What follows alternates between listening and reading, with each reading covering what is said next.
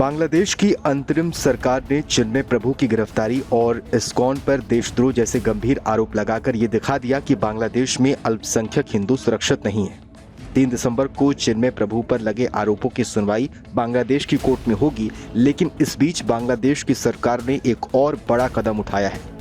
दरअसल बांग्लादेश में दर्जनों इस्कॉन के संत भारत में एक कार्यक्रम में शामिल होने के लिए आ रहे थे, लेकिन बांग्लादेश की पुलिस ने इन संतों को सीमा से बाहर निकलने ही नहीं दिया। कहा जा रहा है कि वीजा और पासपोर्ट होने के बावजूद भी बांग्लादेशी पुलिस ने संतों को भारत नहीं आने दिया।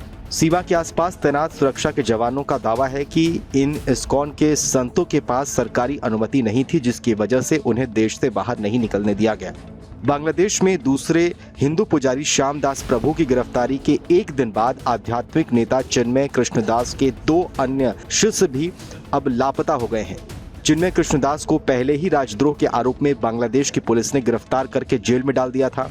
International society for Krishna consciousness यानी इस्कॉन कोलकाता के प्रवक्ता राधारमण दास ने शनिवार को अन्य 2 साधुओं के लापता होने के बारे में भी जानकारी दी। राधारमण दास ने उनकी तस्वीरों को सोशल मीडिया पर पोस्ट किया। एक्स पर 4 पुजारियों की तस्वीरें शेयर करते हुए राधारमण दास ने लिखा कि क्या वे आतंकवादी दिखते हैं। उन सभी को बांग्लादेशी पुलिस ने बिना किसी कारण के गिरफ्तार किया है। आपको बताएं तो आज बांग्लादेश में हिंदुओं की संख्या लगभग 1,35,00,000 है।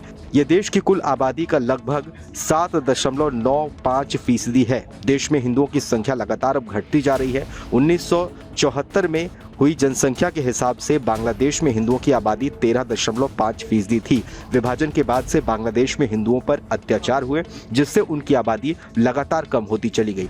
इसी साल अगस्त के महीने में शेख हसीना के बांग्लादेश छोड़ने के बाद बांग्लादेश में हिंदुओं की स्थिति और खराब होती गई। बीते 2 महीनों में ही बांग्लादेश में 500 से ज्यादा हिंदुओं पर हमले की खबरें आई, जिसमें दर्जनों हिंदू लोग मारे गए।